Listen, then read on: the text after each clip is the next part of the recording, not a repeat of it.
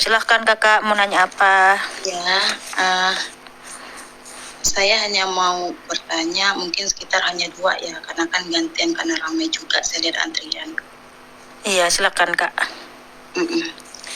Yang pertama, Yesus itu Tuhan kakak. Oh, jelas sekali Tuhan dan Allah yang hidup maha kuasa. Silakan. Oke. Kalau dia Tuhan, menurut logika saya, kalau dia Tuhan itu kan, tak perlu untuk mengorbankan diri untuk orang-orang umatnya masuk ke surga. Cukup dia berkata, kamu masuk surga. Ya masuk surga, siapa yang berani mau melawan Tuhan?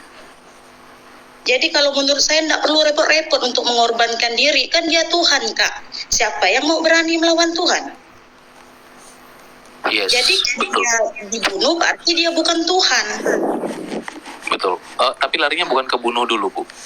Kalau Ibu bilang Tuhan Maha Kuasa, maka sebenarnya kan dia independen dengan segala keputusannya. Itu terserah Tuhan, kan gitu, Bu ya? Iya. Kalau dibilang masuk, tidak, kan begitu ya, Bu ya? Maka kalau Tuhan mau jadi manusia, kita mau bilang apa, Bu? Kalau itu keputusannya. Gimana? Kalau Ibu mengatakan Tuhan itu independen, kalau dia bilang masuk, tidak, kan dia Maha Kuasa. Iya. Artinya keputusan itu semuanya dari Tuhan dan itu adalah independen dengan segala keputusannya dia. Dia tidak dipengaruhi siapapun, betul nggak Bu? Iya. Karena dia yang berkehendak. Nah, di dalam kekristenan, Tuhan berkenan dan berkehendak datang menjadi manusia. Kami bisa apa? Karena bukan kami yang request dia jadi manusia, Bu. Tuhan jadi manusia dong. Bukan kami yang request. Dia yang datang. Jadi kami bisa apa? Kalau Ibu katakan itu tidak masuk logika, loh, memang Tuhan itu bukan kita pakai logika, tetapi dia melampaui logika. Kita yang agak sulit menerima ini kalau kita menggunakan ukuran logika manusia yang terbatas.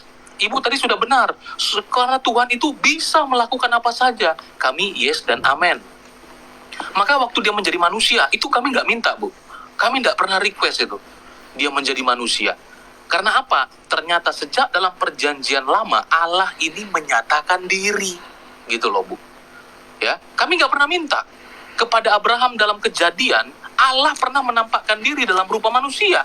Jadi Allah menampakkan diri dalam rupa manusia, itu bukan yang pertama kali. Loh, Tuhan kok datang jadi manusia? Apa-apaan ini? Loh, dia yang mau. Gitu loh. Jadi karena dia maha kuasa sesuai dengan apa yang Bu sampaikan, dia menjadi apapun kami nggak pernah ngikut, Bu. Kami nggak pernah request gitu loh. Dia yang mau. Terus kita bisa bikin apa? Sebab dalam perjanjian lama kita melihat Allah mampu menyatakan diri melalui firman yang menjadi sesuatu. Kepada Abraham dia datang sebagai manusia. Kepada Musa dia datang seperti semak belukar yang menyala api. Kepada bangsa Israel seperti tiang awan, tiang api. Kami bisa apa? Karena dia yang mau. Begitu loh, Bu. Ya, logikanya itu yang saya mau sampaikan kepada Ibu. Berarti Tuhan punya mekanisme sendiri. Dia punya pendapat sendiri. Yes. Betul. Dia yang berkehendak. Kami nggak pernah request, Bu. Sekali lagi seperti itu. Ya. Nah, jadi untuk pengampunan dosa, itu perjalanannya panjang sekali. Sebab itu berbicara mengenai korban darah. Ya, karena di dalam darah ini ada nyawa. Sebab Allah mengatakan bahwa pada hari kau memakannya, mati. Ya, dan itu harus dilaksanakan, harus digenapi. Makasih. Contohnya saya bawa misalnya Ibu Ucu Muslim, Bu ya. Iya. Muslim misalnya gini, Bu. Nabi Adam kan ada di sorga dulu ya, Bu ya. Iya, benar. Nah, kemudian Adam itu memakan buah kuldi yang dilarang, betul Bu ya? Yang dilarang itu berdosa nggak, Bu? Salah nggak itu? Ya berdosa karena betul. Karena ini nggak tunduk sama perintah Allah, karena termakan hasutan dari setan.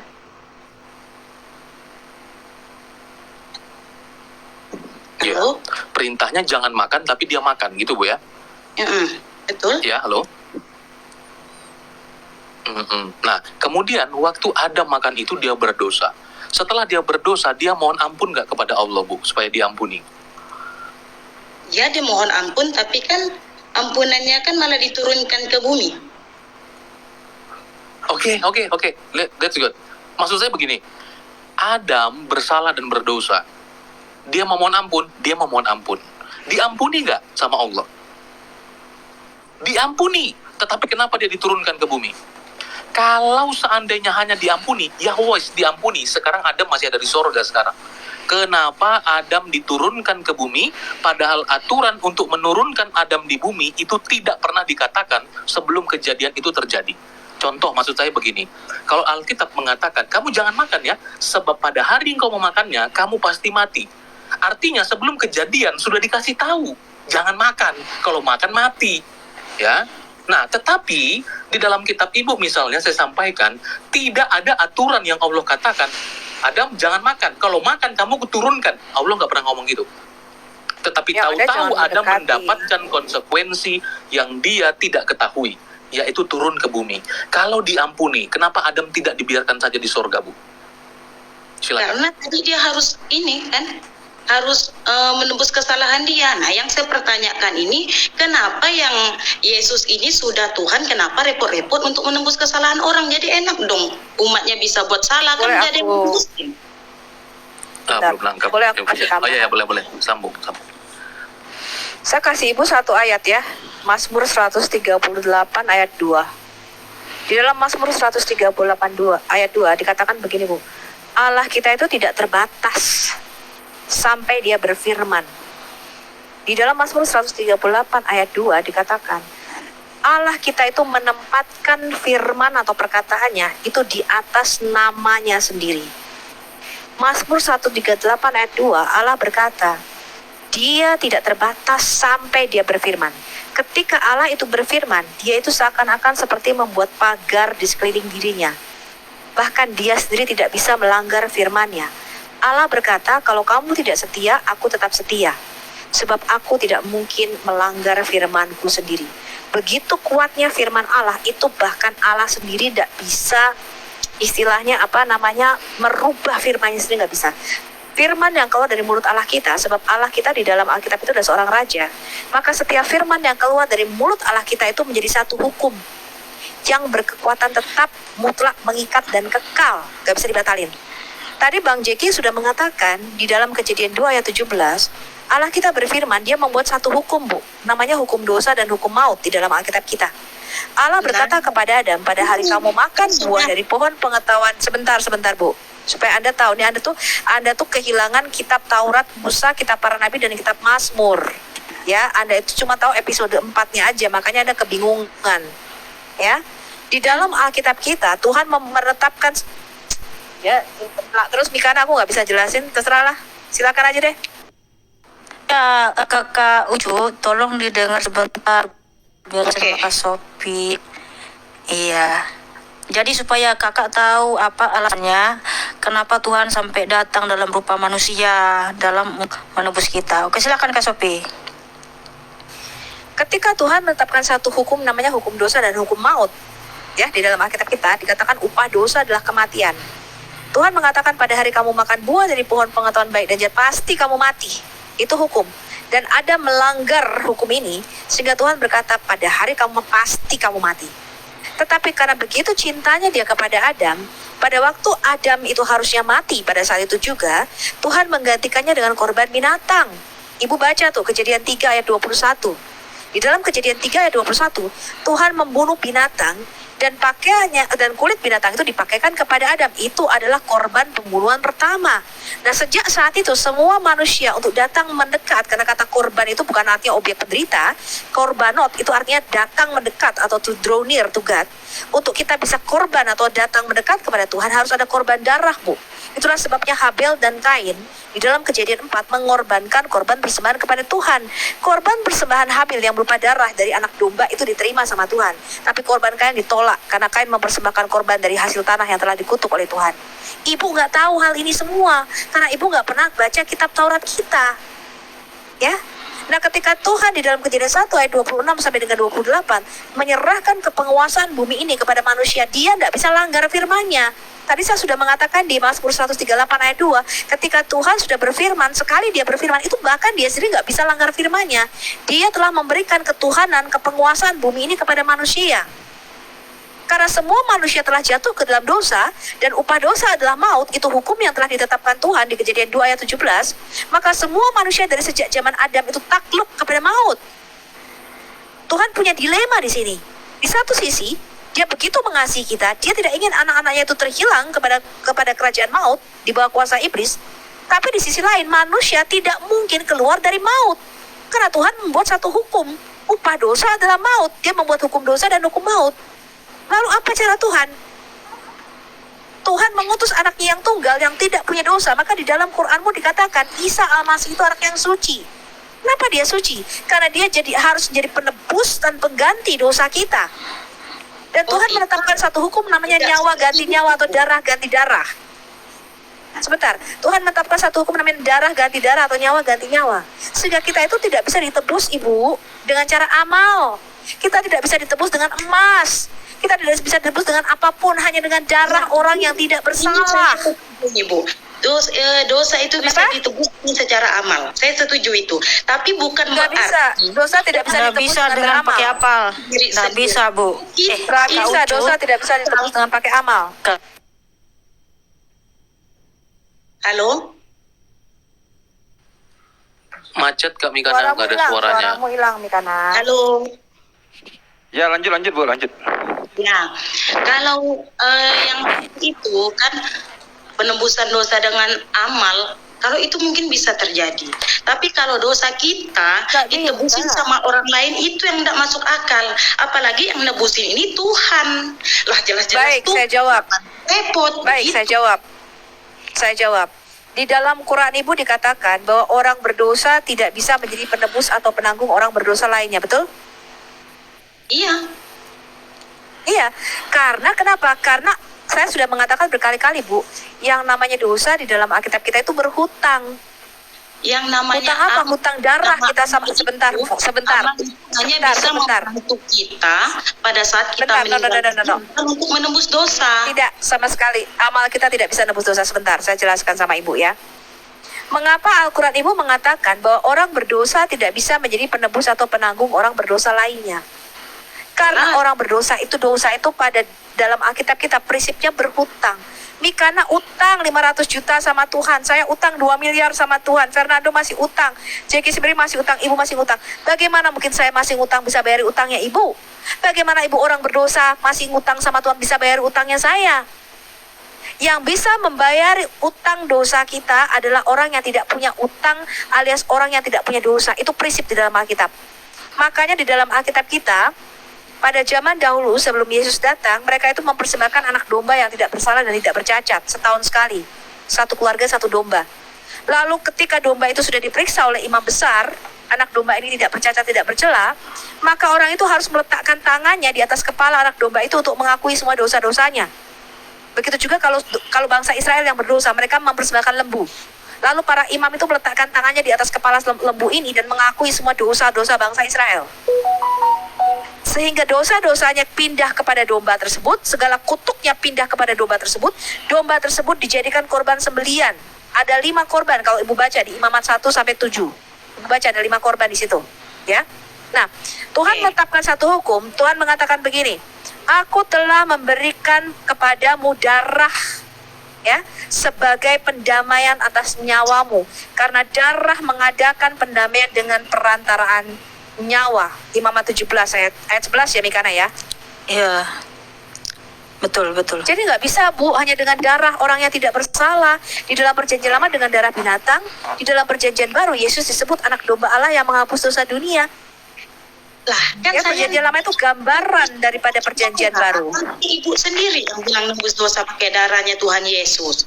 Ini Bukan yang saya yang bilang, Alkitab yang mengatakan demikian. Tadi saya sudah mengatakan korban pertama di Kejadian 3 ayat 21. Tuhan mengatakan untuk datang mendekat kepada Dia harus ada korban darah. Itulah sebabnya Kain dan Habel, persembahan Habel diterima, persembahan Kain ditolak. Saya tanya sama Ibu, Kabil dan Habil di dalam Quran Ibu juga ada kan? Kenapa persembahan Habil diterima dan persembahan Kabil ditolak? Di dalam Quran Ibu kenapa alasannya? Saya mau tahu. kan yang Mana tadi ada, Kak? Masa ada? hanya untuk Kain dan Habil. Ada. orang yang orang Iya, Islam. saya tanya di dalam Quran Ibu, Kabil dan Habil. Saya tanya di dalam Quran Ibu, sebentar Bu. Saya Bu, kenapa Tuhannya Ibu kan repot-repot tanya, menganut dosa orang-orang? Kan dia Tuhan. Iya, Cukup karena- berkata kamu masuk surga ya masuk surga, enggak perlu repot Nggak untuk bisa, Bu. Nggak bisa. Allah kita itu tidak bisa, Allah kita tidak bisa membatalkan perkataannya sendiri. Kan tadi sudah mengatakan, dia sudah membuat hukum di dalam taman dia dan namanya hukum dosa dan hukum maut. Dia sudah berkata kepada Adam, pada hari kamu makan buah pohon pengetahuan baik dan yang jahat ini, kamu pasti mati. Itu nggak bisa dilanggar, Bu. Ada perjanjian baru. Nah, siapa yang membuat perjanjian lama dan siapa juga yang membuat perjanjian baru? Jangan ke sana dulu, Bu. Jangan ke sana. Jangan ke sana dulu, Bu. Ibu ini belum jelas mengenai Iya. korban darah tadi. Ibu jawab dulu pertanyaan saya, ya. Mungkin Tadi saya saya begini sudah dulu, jelaskan. Bu Sofi, begini dulu. Mungkin pengertiannya yang salah, begini. Saya tanya dulu sama Ibu. Menurut Ibu mengadakan kurban, umat Islam mengadakan kurban itu buat apa? Dan itu budaya dari mana? Bapak enggak usah nanya ke saya, karena room ini kan untuk saya bertanya ke Bapak. Jadi Bapak Iya, cukup Bu. menjawab Maksudnya begini, pertanyaan supaya saya. sinkron, ya. Tadi itu Ibu tadi itu udah menjelaskan isi dari perjanjian lama, Bu. Ibu Sofi tadi itu udah Itu saya menjelaskan ngerasa itu nggak nyambung. intinya. Yang Tapi Ibu tadi nggak gini nyambung. loh. Kenapa? Iya, Karena sebentar. konsep yang Ibu Ya, benar. pahamkan, Ibu yang Nanti saya- Ibu pahami nanti saya bawa mengenai hal korban itu beda dengan kita, Bu. Ya, nanti Nah, saya bawa hal yang Ibu harus sama. mendengarkan apa Iya, perkataan betul. tadi. Ya, Jadi jadi gini, tadi menurut Bu, Ibu- tadi ya sudah dikatakan Bu Sofi, yang tidak berdosa tidak boleh menebus orang berdosa lainnya. Itu intinya. Nah, Ibu tahu tidak bahwa di agama Islam juga ada konsep penebusan, Bu. Bedanya Tidak ada. korban ibu adalah Nasrani dan Yahudi. Nah, itu lebih aneh lagi. Seharusnya Ibu lebih bingung karena itu. Sebab manusia tidak ada yang tidak berdosa, semua berdosa. Artinya semua berhutang. Kalau semua Ya, berhutang, memang semua berdosa, tidak- tapi ditanggung oleh diri sendiri masing-masing. Oke, Bukan Tuhan sekarang- yang Nggak bisa. Oke, Bagaimana oke. mungkin kita Bu ini Sofi, berhutang sebentar. bisa bayar utang? Dari mana bayar utangnya? Oke, jadi gini, nggak apa-apa. Ibu nggak tahu ya, di dalam Islam juga ada konsep seperti itu, Bu. Konsep apa? Konsep mengenai penebusan dosa, penebusan dari api neraka. Tetapi bukan ibu, bukan kambing domba, tapi manusia. Ibu tahu nggak itu? Karena ada penembusan Saya dosa buka ya, di Bu, ya. Islam. Oke, saya buka Bu ya. Di dalam Sahih Muslim 4969, Ahlul Milal. Ibu tahu nggak Ahlul Milal? Bapak cukup jawab pertanyaan saya saja, Pak. Itu aja yang saya butuhkan. Iya, berarti ibu itu bingung padahal di agama ibu ada. Itu aneh kan, Bu? Coba nanti teman-teman cek ya di dalam hadis Sahih Muslim 4969. Saya bacakan. Ini hadisnya singkat, Bu. Saya bacakan ya. Begini. Telah menceritakan kepada kami Abu Bakar bin Abu Shibah, telah menceritakan kepada kami Abu Usamah dari Tahlah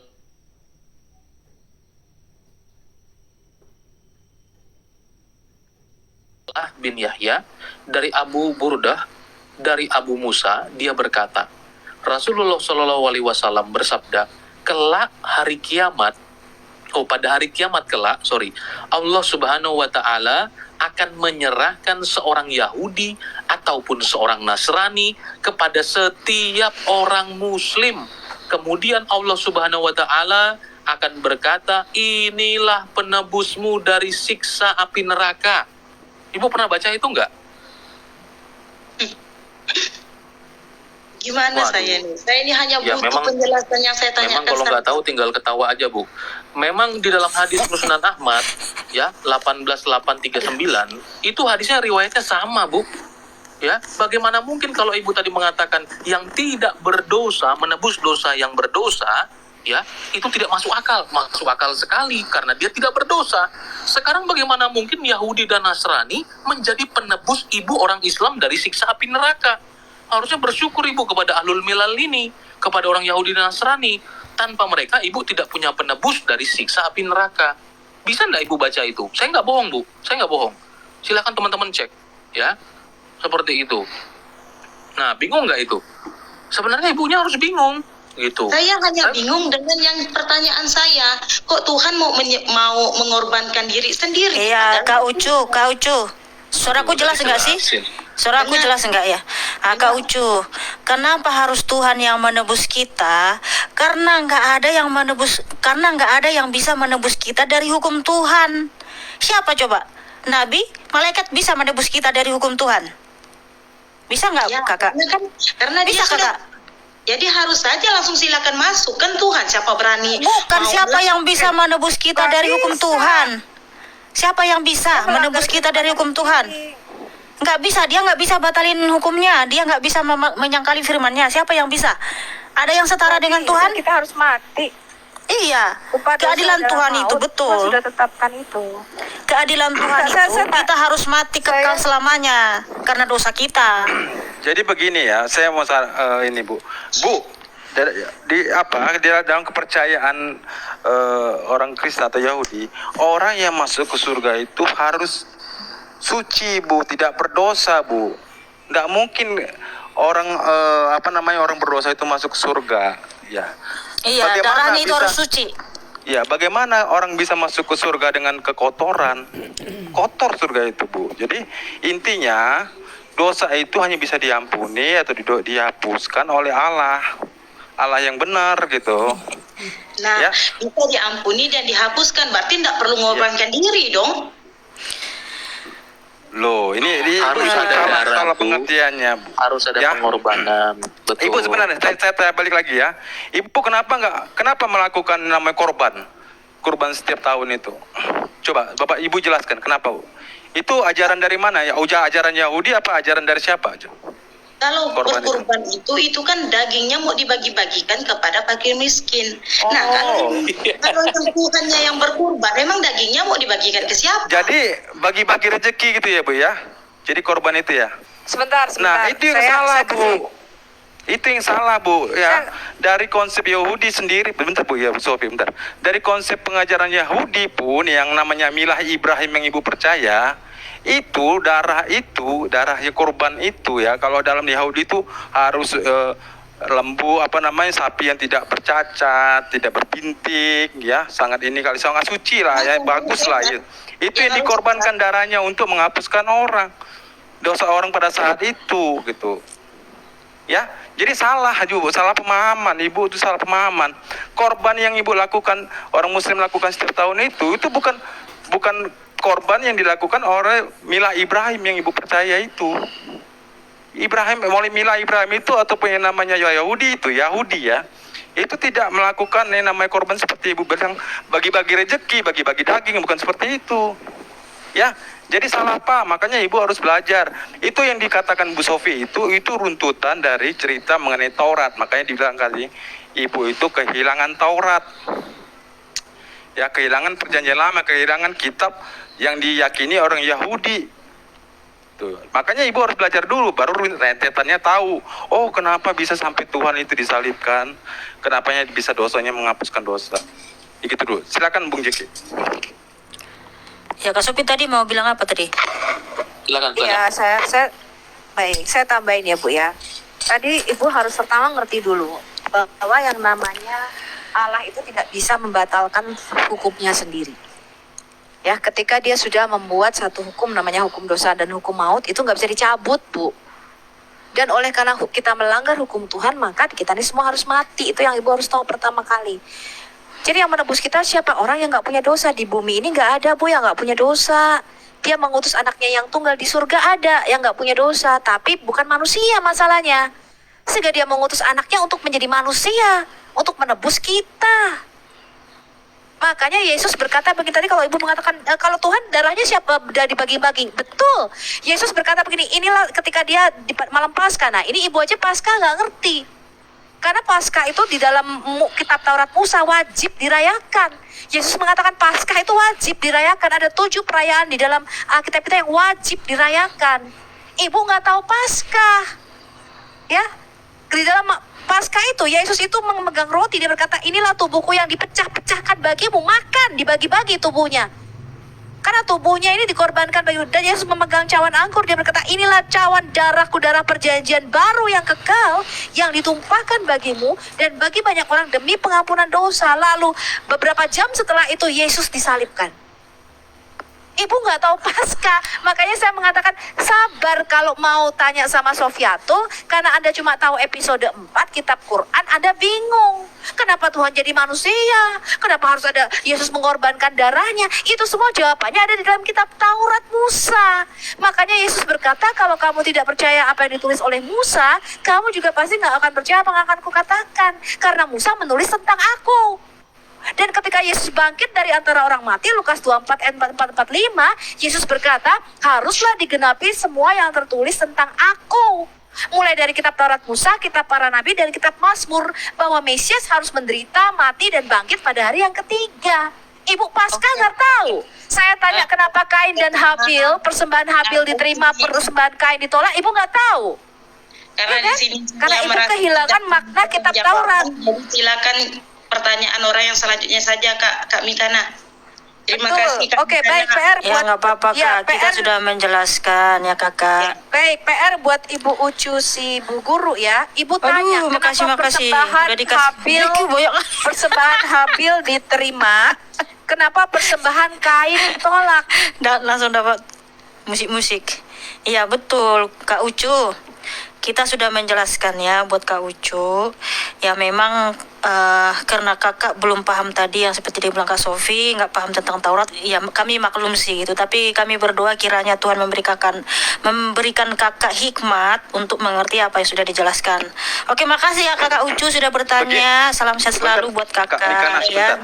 Kembali, Kak Mikana, sebentar. Cantik. Bu Ucu. Udah Bu Ucu, ya nanti coba Ibu tanya kenapa kurban itu harus dilakukan. Itu aja lo ya dari saya. Kurban yang di dalam